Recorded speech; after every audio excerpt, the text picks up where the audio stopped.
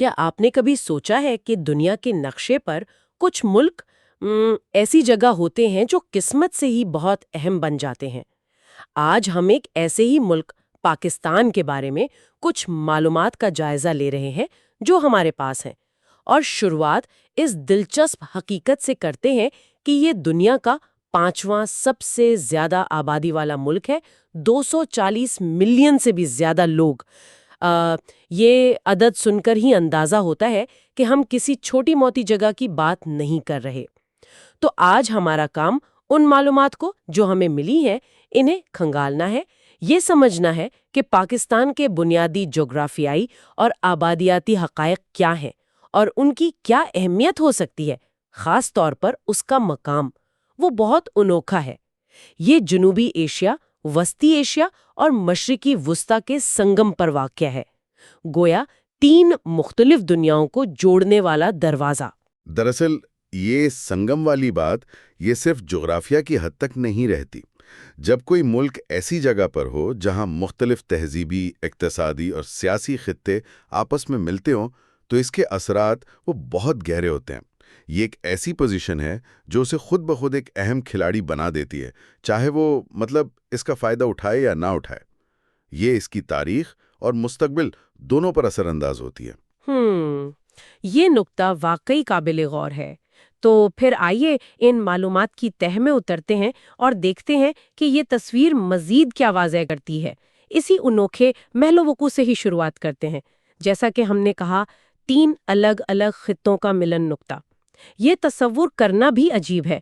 ایک طرف جنوبی ایشیا کا مانسون اور ثقافتی رنگ، دوسری طرف وسطی ایشیا کی خشک سرزمینیں اور تاریخی راستے، اور تیسری طرف مشرق وسطی کا تیل اور مذہبی اہمیت، اور پاکستان ان سب کے درمیان موجود ہے۔ بالکل، اور اس درمیان ہونے کی کئی پرتیں ہیں۔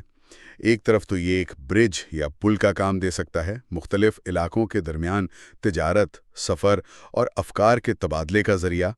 تاریخی طور پر دیکھیں تو جو بھی علاقے ایسے کراس روڈ پر واقع ہوتے تھے، وہاں ہمیشہ سے آپ کہہ لیں تہذیب کا گہوارہ بننے کی صلاحیت رہی ہے۔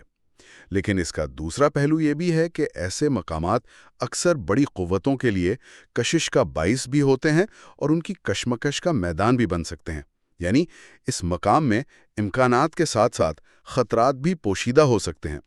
جو ذرائع ہمارے پاس ہیں وہ اس بات پر شاید براہ راست تبصرہ نہ بھی کریں، لیکن لوکیشن کی یہ ڈویلٹی ایک واضح حقیقت ہے۔ یہ ایک دلچسپ نقطہ ہے کہ اس لوکیشن کے دونوں پہلو ہو سکتے ہیں، امکان بھی اور چیلنج بھی۔ اب اگر ہم اس کے ہمسایوں پر نظر ڈالیں تو یہ تصویر اور واضح ہوتی ہے۔ مشرق میں بھارت ہے، جو خود ایک بہت بڑی آبادی اور معیشت والا ملک ہے، اور جس کے ساتھ تاریخی اور سیاسی تعلقات کی اپنی الگ کہانی ہے۔ مغرب میں افغانستان اور ایران ہے۔ افغانستان وسطی ایشیا کا دروازہ ہے اور ایران مشرق وسطی کا ایک اہم ملک۔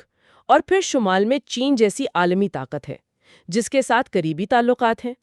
یہ ہمسائے بھی اس جگہ کی اسٹریٹجک اہمیت کو بڑھاتے ہیں۔ جی ہاں، یہاں ایک چیز قابل ذکر ہے کہ یہ ہمسائے صرف زمینی سرحدیں ہی نہیں ہیں، یہ مختلف سیاسی اور معاشی نظام الگ الگ چیلنجز اور مواقع بھی پیش کرتے ہیں۔ مثلاً چین کے ساتھ تعلقات ایک اکنامک کوریڈور کی شکل اختیار کرتے ہیں، جبکہ بھارت اور افغانستان کے ساتھ سرحدی معاملات اور سیکیورٹی کے مسائل نمایاں رہتے ہیں۔ ایران کے ساتھ تعلقات کی اپنی نوعیت ہے، لہٰذا یہ لوکیشن پاکستان کو ایک ہی وقت میں کئی آپ سمجھیں شطرنج کی بساطوں پر کھیلنے پر مجبور کرتی ہے۔ اور اس میں ایک اور اہم عنصر جنوب میں بحیرہ عرب کی موجودگی ہے۔ ہاں، سمندر تک رسائی، اکثر اسے ملک کی اقتصادی شہرک کہا جاتا ہے۔ اس بارے میں ذرائع کیا بتاتے ہیں؟ ذرائع بحیرہ عرب کا ذکر کرتے ہیں اور یہ واضح ہے کہ سمندر تک رسائی کسی بھی ملک کے لیے کتنی ضروری ہے۔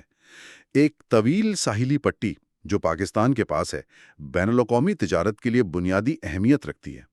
بندرگاہیں ملک کو دنیا سے جوڑتی ہیں، سامان کی نقل و حمل کو ممکن بناتی ہیں۔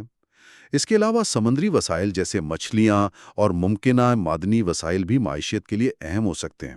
اور دفاعی نقطہ نظر سے بھی ایک مضبوط بحری فوج اور ساحلی دفاع ملک کی سلامتی کے لیے ضروری سمجھا جاتا ہے۔ تو یہ صرف ایک جغرافیائی فیچر نہیں، یہ ایک ملٹی ڈائمینشنل اثاثہ ہے۔ ذرائع شاید اس کی تفصیل میں نہ گئے ہوں، لیکن اس کی اہمیت واضح ہے۔ سمجھ گئی۔ تو محل وقوع کی ایک گہری اہمیت تو واضح ہو گئی۔ اب اس دوسری بڑی ہیڈ لائن پر آتے ہیں جو شروع میں ہم نے ڈسکس کی تھی، آبادی۔ 240 ملین سے زیادہ لوگ، یہ عدد سننے میں جتنا بڑا ہے اس کے اثرات بھی اتنے ہی وسیع ہونے چاہیے۔ دنیا میں 5واں نمبر، یہ تو برازیل اور نائجیریا جیسے ممالک سے بھی زیادہ آبادی ہے۔ واقعی یہ آبادی کا پیمانہ بہت بڑی اہمیت رکھتا ہے۔ اسے کئی زاویوں سے دیکھا جا سکتا ہے۔ سب سے پہلے تو یہ ایک ڈیموگرافک ویٹ ہے۔ اتنی بڑی آبادی کا مطلب ہے کہ یہ ملک انسانی وسائل کے لحاظ سے دنیا کے چند بڑے ممالک میں شامل ہے۔ یہ ایک بہت بڑی ڈومیسٹک مارکیٹ فراہم کرتی ہے جو کسی بھی معیشت کے لیے ایک بنیادی طاقت ہو سکتی ہے۔ اور یہ ایک بہت بڑی ورک فورس بھی ہے۔ اگر اس ورک فورس کو ہنرمند بنایا جائے اور ان کے لیے روزگار کے مواقع پیدا کیے جائیں، جسے ڈیموگرافک ڈیویڈنڈ کہتے ہیں، تو یہ ملک کی ترقی میں انتہائی اہم کردار ادا کر سکتی ہے۔ لیکن کیا اتنی بڑی آبادی کے کچھ چیلنجز بھی ہوتے ہیں؟ ذرائع اس بارے میں کوئی اشارہ دیتے ہیں؟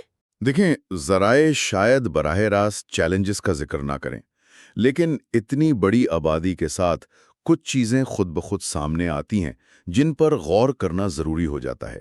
مثلاً وسائل کی تقسیم کا مسئلہ۔ اتنے لوگوں کے لیے تعلیم، صحت، پانی، بجلی اور غذا فراہم کرنا ایک بہت بڑا کام ہے۔ شہروں پر آبادی کا دباؤ بڑھتا ہے، انفراسٹرکچر پر بوجھ پڑتا ہے۔ گورننس کے نقطہ نظر سے بھی اتنی بڑی اور متنوع آبادی کو مینج کرنا ایک چیلنج ہو سکتا ہے۔ اگر آبادی کا بڑا حصہ نوجوان ہو، جیسا کہ اکثر ترقی پذیر ممالک میں ہوتا ہے، تو ان کے لیے مناسب تعلیم اور روزگار فراہم نہ کرنا وہ بے چینی کا سبب بھی بن سکتا ہے۔ تو اس بڑی آبادی میں امکان بھی ہے اور اسے مینج کرنا ایک ذمہ داری بھی۔ یہ بات بالکل درست ہے۔ یہ پوٹینشل اور چیلنج دونوں کا مکسچر لگتا ہے۔ اچھا، آبادی اور لوکیشن کے بعد ذرائع میں ملک کے اہم شہروں کا بھی ذکر ہے۔ خاص طور پر 2 نام نمایاں ہیں، اسلام آباد جو دارالحکومت ہے اور کراچی جو سب سے بڑا شہر اور معاشی مرکز ہے۔ جی ہاں، اور یہ تقسیم کافی عام ہے اور اس کی وجہ بھی ہوتی ہے۔ اسلام آباد ایک منصوبہ بند شہر ہے جسے خاص طور پر حکومتی اداروں، وزارت خارجہ اور سفیر خانوں کے لیے بنایا گیا تھا۔ عام طور پر ایسے شہر نسبتاً پرسکون ہوتے ہیں اور ملکی انتظام چلانے کے لیے مرکز کا کام دیتے ہیں۔